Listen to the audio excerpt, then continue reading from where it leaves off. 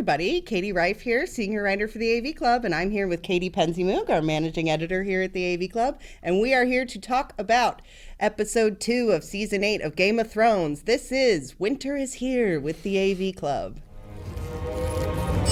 Winter is here. How did you feel about this episode 2? I liked it. I know there was some hand-wringing over the lack of action, but my response is that I really appreciate that the show is giving us time with these characters. They have all come from different places, different storylines, and it's a very rare moment that Game of Thrones gives us all of these different characters in one location and just spends the whole episode going over just their relationships and their histories, and it was a lot of emotional resonance setting up for the battle to come. Yeah, I mean, it's kind of the Game of Thrones equivalent of a bottle episode where everybody's in the same place but because it's Game of Thrones, there's a ton of characters in a big place because Game of Thrones does not do anything small. This is kind of the closest that Winterfell ever comes to having like a kegger. I feel like it did house party at Winterfell. Yes, like I mean, I know they're all grown adults and monarchs and knights and everything, but it did kind of a little bit to me feel like, oh, mom and dad are out of town, let's party, but in like a very Game of Thrones way. In a very, very existential way. Where they're all questioning, like, we're gonna die, probably. Yeah, partying what are in we the face gonna of death. do? Exactly. So Winterfell is reunion central once again in this episode.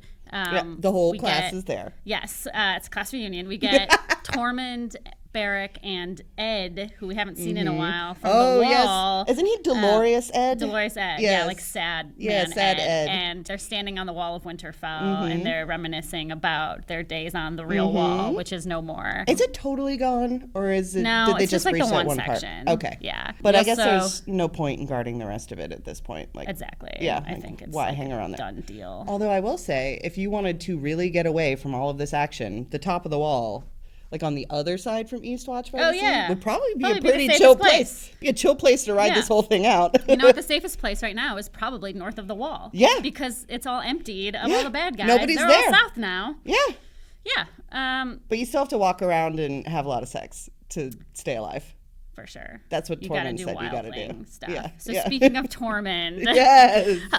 We get maybe one of the best stories in the whole series. Yes. With with Tormund's origin story of killing. We knew he killed a giant. That's the name Giant's Mane. Right.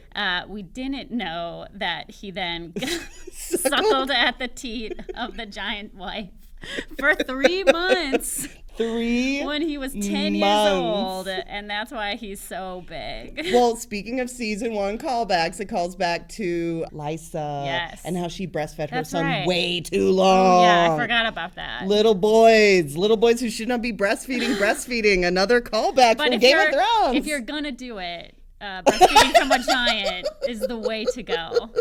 I mean, I guess so. I imagine there's a lot of nutrients in there. Yeah, right? Yeah. Like, he is really big. Yeah. So I and really strong. Yeah. So he might be bullshitting, but maybe not. Maybe not. We don't know. Either way, it doesn't matter because my boy Tormund definitely brought the party. I do wish, my one wish that didn't happen, at least on camera, is I wish him and Brienne would have hooked up. Yeah. I mean, come on. Yeah, I was saying during the episode, like, I want them to. Yes. I don't think they're going to give us that, no, but I want it to happen. Well, the thing is that I think Tormund wants it a lot more than Brienne just kind of tolerates him. Yeah. And for it to happen, like, I almost feel like it would be against Brienne's character in a way that, like, wouldn't feel good in terms of consent. Yeah. No matter how it ended up going down. I just can't see her, like, jumping on him, like, as a character. As a person. They definitely remain consistent with Brienne's sort of steadfastness. Yeah. So I guess let's get into the emotional core of this episode. Yes, we have been talking about all these characters who are together this episode. So we get a lot of reunions, but we also get this drinking buddy around the fire scene, which is a very odd mix of people. And this sort of is the through line of the emotional core of this episode, is these people reminiscing. Most of them have tried to fight the Starks in the past. Now they're all here defending Winterfell from the dead. I believe Tyrion points that out, that they've all fought the Starks Starks at one time or another. Right. And he also points out that pretty much everyone in that room has a nickname, which is pretty funny.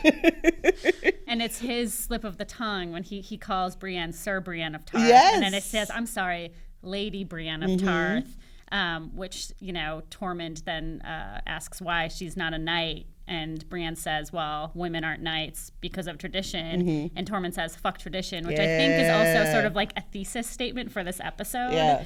Because not only is Brienne getting knighted, which is a big fuck to tradition, we also have Daenerys and Sansa talking about being women leaders, which is sort of them being like, yeah, fuck tradition. And we have Jorah Mormont getting the Valyrian steel from Samwell Tarly, which is like sort of like a weird thing. Yeah. Samwell's like, well, this is my family's sword, but he's like, I don't need it. I'll give it to this guy because I liked his uncle. Back on the wall, I'm going to give it to Jorah. And then we have Arya having sex, which is just Arya sort of Stark, Miss thing. Arya. Yeah, I was slightly scandalized by this because we have been with her since she was a little kid. And I really actually like that. I like that the show is letting her be a woman because like you said, we've seen her since she was a very small child and she has grown a lot. And we know that she's an assassin and she's very capable. She can take care of herself. She's been very asexual this whole time. She's been asexual, and also Macy Williams is just a very petite woman. She's a like small person, she looks like she could easily play someone much younger than her actual age. So I'm glad. Which is a blessing for an actor. Being able to play a teenager well into your 20s is good for actors. So I'm glad that the show didn't shy away from her sexuality and from her, this is part of growing up, is having sex for the first time. And she plays like the we might die tomorrow card. But they really might. They really, truly might. That's the thing. I loved it. That was sort of, the other thing with this episode was like, I was joking about it feeling like a last night before graduation kegger.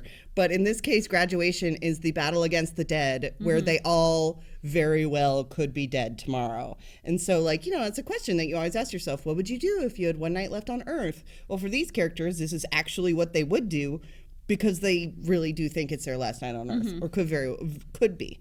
Right. And it's interesting that you say that because the two characters who that's not true for is Daenerys and Jon, which I think we know that those two are going to survive the Battle of Winterfell because they have a lot more to play out with the actual battle for the Iron Throne. Yeah. So the episode didn't really bother giving us what those characters are doing that night because it doesn't need to because they're going to survive. And it's a lot of these other characters. I think you can kind of guess that with all the pairings that happened in this episode, one of the pairing is going to die. Yes. That was we got my thought Arya too, and Gendry. I think Gendry's gonna die. Of that group in the fireside, Pod is definitely gonna die, right? Poor Pod. He's so great. He had his Peregrine Took moment where he gets to sing. He has a nice voice. Yeah, and they cut to all the characters and it gets emotional. And it's very like Battle of Helm's Deep. Totally. It's very like the first half of the Two Towers of they're setting up the stakes. They're giving us all the relationships. They're showing us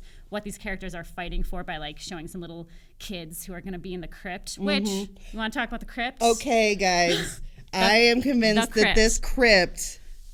Bad news bears. Bad news bears. My thought was that some ice dragon fire blown in there. That would be the end of that. Goodbye, all the children. And then you had another thought, which blew my mind. They're literally putting all of the children and people who aren't fighting into the place where all the dead bodies are, which seems like a big mistake considering this is the Night King and the dead they're going up against. So I do have a technical question about this. Do they have to touch the bodies to bring them back to life? I think so.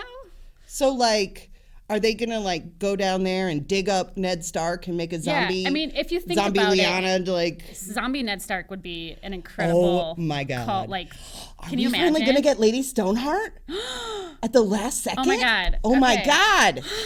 We are going off script, people. Okay, let's jump ahead a little bit to the wild cards because I think that. Oh wait, I have one more point to make about Jon and Daenerys. I think Jon is of those two is the one that's more likely to rush out into battle to die. But this show has faked out Jon Snow dying so many times that if they did kill him off in the next couple episodes, I wouldn't believe it. I wouldn't believe it until the very end of the series, until the last frame of the final episode is rolled. I will not believe that Jon Snow is dead because this show has faked us out so many times. So speaking of faking out and Jon Snow's death, we have some wild cards going in. Wild. to the Battle of Winterfell.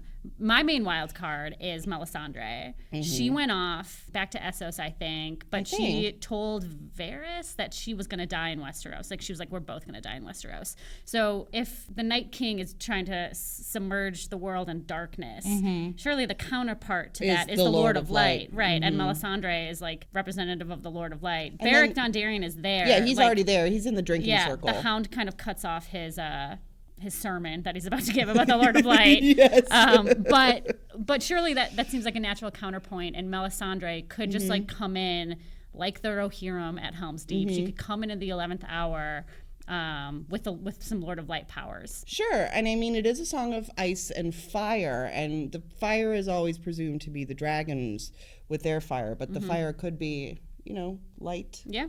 It could be in the end. We don't know. And she brought Jon Snow back from the dead. Yes. So she can clearly do more help. She can help out. Yes, she would definitely be useful. Yes.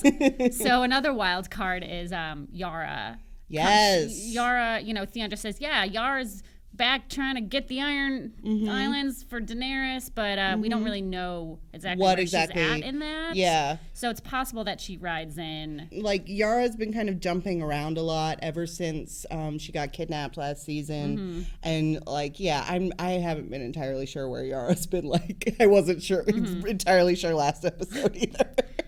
Yeah. And I also am not sure, like, who she's with, like, who is rallying around her, if Euron still has like much of that population on his fleet with him. How many people does Euron have on his side, and how many people does Yara have on her side? I think Yara's side is a little smaller and scrappier. Yeah. But I mean, Euron is fully, no pun intended, in with Cersei at this point. So. Gross. Sorry. Whatever. Arya that was the funniest moment to me, when Arya was like trying to seduce Gendry, and she's just making eye contact and like throwing knives. And then after like, she's throwing knives, Gendry's like, He's like, yeah. He's like, okay, cool. I didn't see it before, but now I see it. How old is Gendry supposed to be? Like 19, 20? He's probably supposed to be that. He's probably like 35. Yeah, but like the character, not the actor. Yeah. But it's like, if he's supposed to be like, it does not take much to persuade a 19-year-old boy. Like, hey, it's like, hey, do you want to do it? And they're like, okay. Yeah. Like, it does not take a lot. But and he's like, I didn't keep track of how many people I saw at the King's Landing. And she's like, yes, you did. He's like, I did. She was right, though. So my last wild card, before you brought up the Lady Stoneheart, the last wild card is that something absolutely bonkers is going to happen in the Gods. Bran has set this up. It's going to be wild. Bran is probably planning to sacrifice himself. And my question with Bran is, it's like his iPhone has been turned on to sharing location this whole time with the Night King, and all the other characters are like, oh, okay. Well, see, with that, I didn't think that was that big of a revelation, because it has always been presumed this whole time they're going to march on Winterfell. Like, it wasn't really a mystery where the army was headed. So, like, the fact that Bran was like, he knows I'm here, and they're all like, yeah, we're all here, anyway. And they're coming no matter what. So I guess it doesn't matter.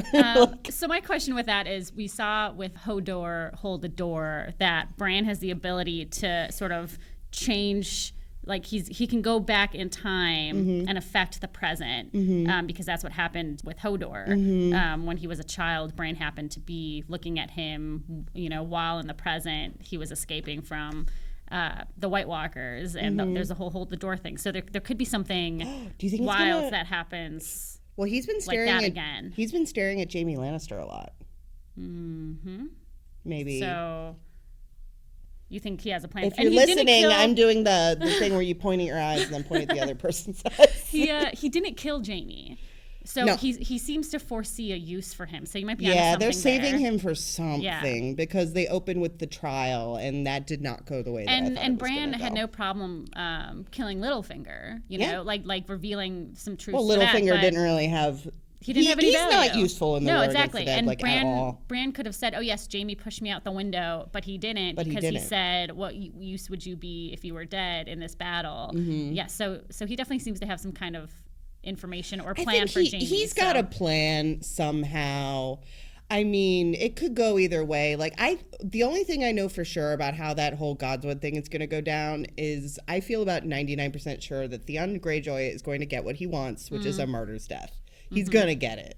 Like, he really wants to prove that he can be brave and redeem himself in the eyes of the Starks, and particularly Bran, who was in charge when he took over Winterfell, as he mentions in the episode. Yeah. He's going to get to sacrifice himself. He's going to get his wish, I think. Yeah, I think you're definitely right about that. And it's going to be sad because he's had a redemptive arc. Like a lot of the characters in this episode, you sort of see the full culmination of their redemptive arcs. And Theon coming back, he has that nice moment with Sansa. You know, he's apologetic to Bran. This is going to be his really sad, moving final arc here. But, you know, it's going to complete his arc nicely. And speaking of culminations and completing arcs, we didn't really talk much about Brienne, the knighting scene. So the most emotional, I was saying this earlier, I think, like, I am struggling to think of a more emotional scene in the whole series than of Brienne getting knighted. Yeah. Yeah, and I mean, it's a big deal. And also something that, you know, we kind of touched on before with Sansa and Daenerys talking about all that was just like, it's the feminist thing coming full circle that the show's kind of been building towards for a while. Yeah. And I talked about this a little bit we did our Month of Thrones series on theavclub.com. Hey. I wrote a little bit about this, about how, you know, when the show first started and there were all those critiques of it being sexist and all this stuff, and the showrunners kind of said at the time, like, well, wait for the long game, and here's the long game. Right. And the long game is, you know, no matter who survives, if anyone survives, if there are any people left in Westeros after this, it is going to be a less sexist society than it was at the beginning of this saga, simply because of all the women leaders that are emerging during this really dark chapter. And I think that a lot of Martin's story that he wrote in the books and now that's coming out in the TV show is that this whole 8 seasons, this whole book series is about a transference of power. It's the transference of power from the older generation to the younger generation, and it's the transference of power from men to women. And even like things like seeing little, what's her name, Mormont, tiny pint-sized. Oh yeah, Mormont. We just call her Tiny Mormont around here. Tiny Mormont. You know, like she wants to die. She's great. Like she is ready to go. She's ready to go. We have Sansa and Daenerys. We have Yara. And then there was the little girl who they were telling her to go in the crypt. Yeah, she had the scarred face, Yeah. and she was like, no, I want to fight. And they were like, you can protect everyone down in the crypts. Yeah. So I'm curious to see, we'll probably get a shot of that little girl dying next week. Because I am anticipating, I don't know about you, but I am anticipating a bloodbath next week. It's absolutely gonna have to be, man. It's gonna be, and they set up a lot of emotional stakes for us in this episode, so that they can crush us when these people die in the next episode. I mean, I feel like this is the culmination of those emotional stakes more than it even is the setting up, because like just having these characters, like having, you know, even as we talked about yesterday, just having Jaime and Bran face to face is 7 or 8 years worth of buildup, right? To have them come face to face like that, right? Yeah. And we also get Tyrion and Jaime sort of reuniting. I mean, there's just so many. There's and they fall back into the brother roles pretty easily. Yeah, but they've both come a long ways. You know, Jaime's not a golden knight, and Tyrion's not a drinking and whoring his way around the world anymore. He's still drinking. He is still drinking, you're right. It's bad wine, as he points out. Winterfell doesn't have the good wine like in King's Landing. It's cold. They probably have ice wine. That's what Yeah. You ever had ice wine? It's so sweet. It's really I don't sweet. like it. Yeah.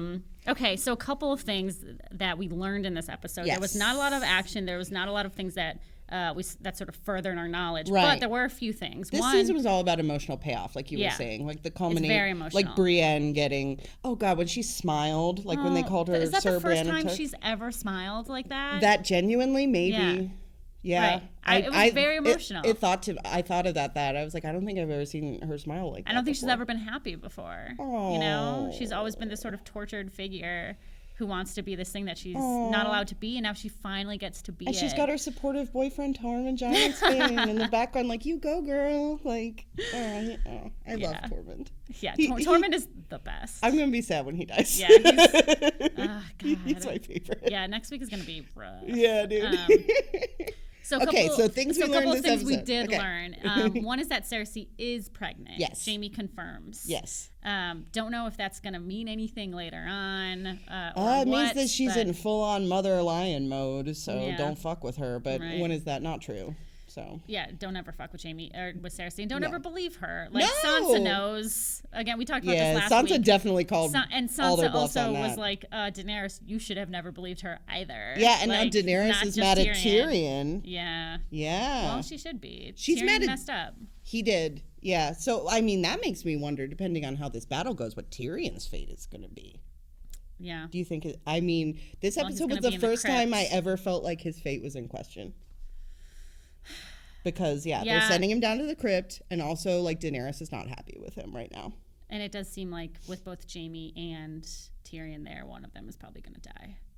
Yeah, I mean, I'm guessing maybe Jaime's gonna... What if Bran three-eyed ravens into Jaime Lannister? That'd be fun. Wouldn't that be fun? Ooh, so question. Be like, I get your legs now, motherfucker. Like, this is why I wanted you alive. Yeah. Can the Night King trace Bran if Bran is warging into another body? Does he follow that body or does he follow Bran's body? I do not know. Maybe we'll find out next week. This could be some nice sort of wizardry trickery. Yeah, that could be fun. It would be nice to have some magic in the battle, because like I've been thinking a lot about the battle next week, and the only thing I know, like the only thing that I've been thinking about is which of our faves are going to die, because beyond that, I don't know how you even fight this battle. Right. You know? Well, there's also this thing with all the sort of religions coming to a fore in this episode, because we do have Bran in the Godswood, which is the old gods, and he represents sort of like that strain of like northern. He's the three-eyed raven. We have Jaime knighting Brienne with the new gods, like the mother and all that, and then we have the Lord of Light, you know, with Beric Dondarrion. Thank you, Beric Dondarrion. So we have these different religions that are sort of like duking it out, and it'll be interesting to see if do any of them come and help out. That's true. In the battle, or well, do they all? We've never out? Directly seen a god come in and no, but in they any can way. certainly like, influence the gods like, themselves are not presences on comes, the show. That's the Lord of Light, right? Like showing off, and if the old gods help Bran, with what if his tricks, What if they like Ultron into one gigantic god? They'll have to unite, just like the humans are uniting against the dead. Yeah, totally. All these religions can just put aside their differences for once and help out the living. Exactly. So what else did we learn this episode? Well, we have this tentative battle plan that we've been talking about. Is leading one of them, and then there's this thing with Bran where they're going to try to sort of get the Night King in the Godswood. Try to trap him? To kill him, because if they kill him, a bunch of the other ones will die, or all of them might die. Yeah, presumably, according to the theory, all of them would die. Right. If they kill the Night King, then they all just fall into It does seem like the they're setting us up for a classic big boss battle. You know, there's going to be a lot of like little bosses and stuff. There's going to be a couple dead giants. Maybe Tormund Giantsbane will get to kill another giant. Maybe. The white Or giants. he gets killed by a giant. No. I know. He's so good. But yeah, so I think there's going to be a sort of classic battle with a lot of little bosses, and then they're going to get to the Night King is going to be a big boss. But also, like you said earlier, that this might stretch out into 2 episodes. That would be a really good cliffhanger. Like, okay, they've defeated a lot of the dead. Now they have to defeat the Night King in this next episode in the Godswood. Yeah, or I mean, I could also see a moment, like, as we're talking about it now, I'm kind of picturing a scene where Bran, you know, they lure the Night King into the Godswood, and they're all surrounded and everything, and then the Night King gets killed. I think you would have to kill him through magic, personally. Gets killed somehow through magic, through Bran or one of the other people with magic on the show, and, you know, then just all of a sudden the battle's over. Yeah. That could also happen. That could happen. Yeah. Since we're already kind of going there, since we're already speculating, like we said, this episode was a lot of setup. It was a little Last Night on Earth for everybody in the castle at Winterfell, Game of Thrones version of a bottle episode. So, because we are all setting up for next week with the battle with the dead. And like I said, we can speculate all we want on how the battle's going to go down and how magic's going to go into it. But we know one thing for sure. Some characters are going to die. So, Katie, who do you think's done? I do think Tormund Giantsbane is going to die. I think he's at this point one of the most beloved characters and one of the one that's the easiest to root for and will be the most devastating when he's gone. Okay, well, I hope he dies saving Brienne then. Yeah, or killing a giant would be good too. One of those two would be fine. There's a lot of ways he could go out. It will be badass, I think. It will be badass. And this show will put a button on things sometimes. So he could die in a very on-brand sort of way. Definitely. I think who do you think's gonna die? Gendry, he's done. Although the show could kill Arya instead, like you were saying, everybody who was paired off, one of them. Like Grey Worm is gonna die, because him and Missandei had a nice moment where they're talking about their future. They're only talking about their future so the show can just snatch it away from us. That's not gonna happen. Yeah, and those two haven't done a whole lot this season so far. Although, you know what? I do think it was an interesting move on the show's part to have them be experiencing racism at Winterfell, because that is very real. And it's like they're not sugarcoating that because, if you think about it, that probably would happen. And I think I'm not happy that that's what those characters are doing right now for those characters. I would like them to be doing something cool and badass, but it is realistic. So yeah, they're going into the north with all these white people. Yeah, who have never seen somebody who wasn't white before. Yeah. But let's see. Out of the bit, I think Sansa will probably make it through. Daenerys and Are Jon, they going to kill Jon Snow? I don't think so. You don't think so? I think they have to play out what happens after. There's a lot of things that are going to happen after. Like Sansa was like, what happens after? Mm-hmm. What happens to the North? Like we said, we weren't going to kneel to a king again. Mm-hmm. What happens to us? And you pointed out actually that in both the scenes with Daenerys and Sansa, and then with Daenerys and Jon, they kind of get cut off before Daenerys can sort of make a declarative decision about things. That's true. In the first conversation, Sansa says, "So what happens after?" And then Daenerys does not reply. And then because they get interrupted, I think. And then later on, down in the crypt, Jon tells Daenerys who he is, and she doesn't reply. And then the horn blows off. So we don't know what Daenerys is thinking about either of those situations. Right. Yeah. So that still has to play out, I think, post Battle of Winterfell. So I think that they're going to keep those characters alive, just because they have so much to do after this battle. That's true. They do have a lot to do, but I mean, Bran could probably... Bran can be done after this battle, I think. Yeah. I mean, the world needs a three-eyed raven or whatever, but this is his moment, I do think that... I think in this episode it was pretty obvious who was kind of preparing themselves for the worst. And for me, the biggest wild card right now is Arya, because I can't imagine them killing off Arya like that, but she definitely, with her laying awake, while Gendry, the 19-year-old boy, is just sawing logs next to her. It would be crazy if they killed Arya. It's crazy that they killed Ned Stark in season 1. Exactly. And there was the Red Wedding. Like this show is not afraid of killing off these characters, and it's the final season. Right. So we might see a really big death. Yeah, as much as I want to have, as much as I really want in my heart for the end of Game of Thrones to be like the end of Star Wars, and they're all in the throne room together. You know what I mean? That's not and happen. Daenerys is putting medals on them all. But I don't think that's going to happen. It's definitely not in this world. It's too cruel. No. This world is too cruel for that. Well, we are, because this is only a 6-episode season, right? That's right. Wow. So we are a third of the way through. I think the rest of the episodes are longer. Yeah. An hour plus. Definitely the finales the finale is feature length. Okay. I know that much. Right. But the rest of the season, I'm not sure. But, having this truncated season, I really think we're getting set up for some big stuff next week. And I'm glad that they did give us a little bit more time with the characters, because when you put so much time into a TV series like this, shocking deaths are cool. But you also kind of would like to see some sort of emotional payoff for them. So I'm glad that they paused for a moment in this episode. This show, as cool as the battles and big scenes are, the show is really built around these characters and their relationships with each other. And it was nice to get a whole episode that just gives us these emotional relationships. Totally. And they had to jump around a lot because this show has a ton of characters. They had to put a bunch of them in a room together. Yes. Just to pare down on all that. Just for efficiency's sake. Exactly. Well, we'll be back next week. We'll see what happens in the battle with the dead. It's going to be an exciting one. So join us again next week. And one more time, I am Katie Rife, and this is... Katie PenzeyMoog. Hey, and this is Winter is Here with the AV Club. Thanks for watching, listening, however you're joining us today, and we'll see you next week.